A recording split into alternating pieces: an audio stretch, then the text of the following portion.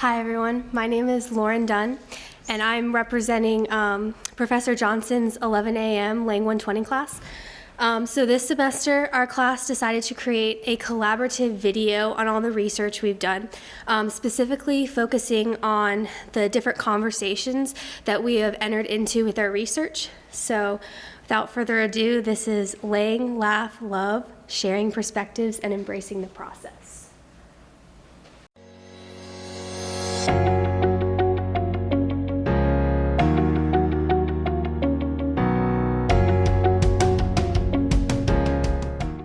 This year, I've worked on many projects, including a narrative essay in which I discussed the many ways my grandmother has influenced who I am, and now I'm working on a video essay discussing the ways that MTV changed the music industry and pop culture. Early on, I decided that I wanted to delve deeper into my StoryCorps research, which was on babies born with withdrawal symptoms, known as neonatal abstinence syndrome. I created a presentation and focused my attention primarily on how the perceptions and language of the opioid crisis in America today ultimately affected and influenced this disease and opioid usage.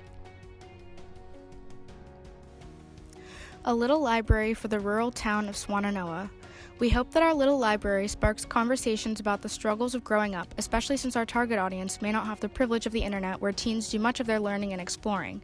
We want these books to help the audience feel less alone, awkward, and ostracized. We also hope that our little library provides insight into other parts of society, inspiring empathy for different cultures and those who we do not connect with on a surface level. The world can seem so small if you are not actively searching to learn more about it.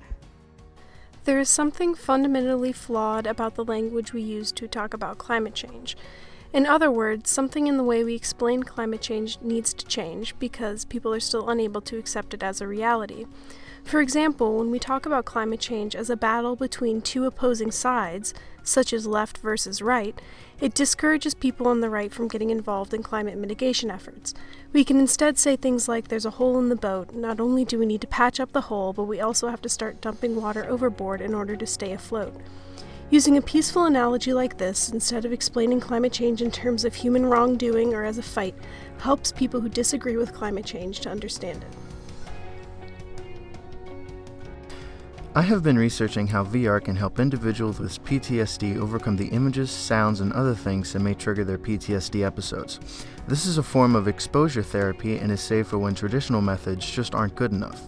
From the study conducted by Georgia Tech in 1997 to sessions today, it seems to help military veterans overcome their triggers. Scientists are also noticing that repeated VR exposure therapy sessions tend to lower biological indicators of panic. My work for this class began when I wrote a narrative about growing up and how my active imagination and attention to detail brought me closer to the natural world and closer to science. The endless hours I spent in the backyard with my sister explain why I'm an environmental studies major and why I care so much about environmental issues. For my last project, I researched the topic of climate change and wrote an op-ed explaining why action against climate change is necessary. I began my research project through the lens of investigative journalism and investigative podcasts. My final project, though, in addition to a short podcast, was in the form of a graphic novel in the neo-noir style. I wanted to synthesize the two genres, specifically the aspect of the inclusion of the process of investigative journalism and the dark aspect of neo-noir graphic novels in the final product. Around the middle of semester, I created an infographic on musicals about social issues and decided to use that as my topic of research. The final product of my research is a how-to guide on musicals about social issues for high school drama teachers. Each post on the website is about a different musical, the social issue or issues it depicts, and how it can be used to teach students about hard subjects.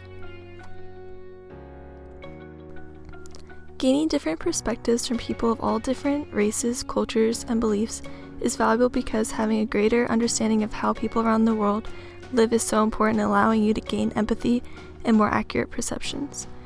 Through my research, I have found that there have actually been studies on this where a person's capacity to empathize has been increased simply by reading. It is interesting to me how much more accepting and empathetic the whole world could be if more people took the time to read and learn about each other. This class was challenging and useful. Recently, I learned how to do thorough research by finding solid and reputable sources. I believe it also helped me develop my writing skills. I'm not one for explaining, but if I had to sum up my experience, I'd say it was overall beneficial.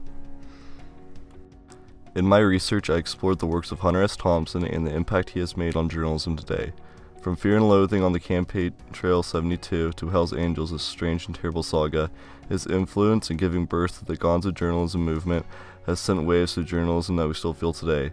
I believe his style and work should be used as a blueprint to expose the United States current administration.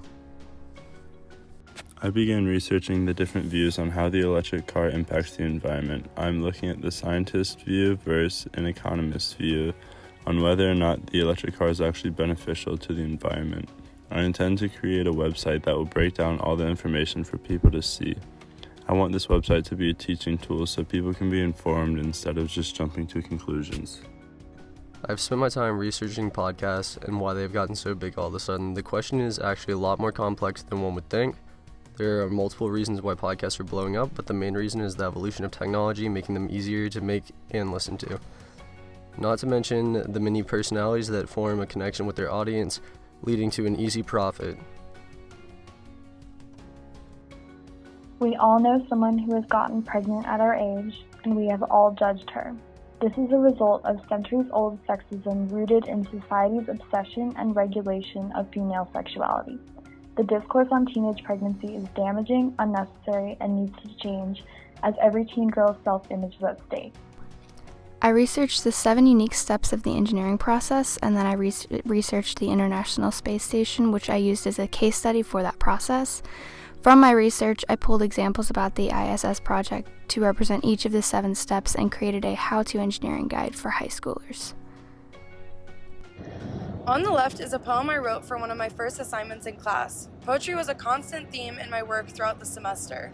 The 2 emphasized quotes connect back to one of our earlier discussions about intersubjectivity and the truth of shared perspectives. For our latest assignment, I chose to research erotic poetry specifically written by women. I learned a lot about new and shared perspectives in my research. Writing as well as listening to music is key to my work. I get so much inspiration from listening to music on SoundCloud. That is why I chose to do my research on the creative process and platform of SoundCloud.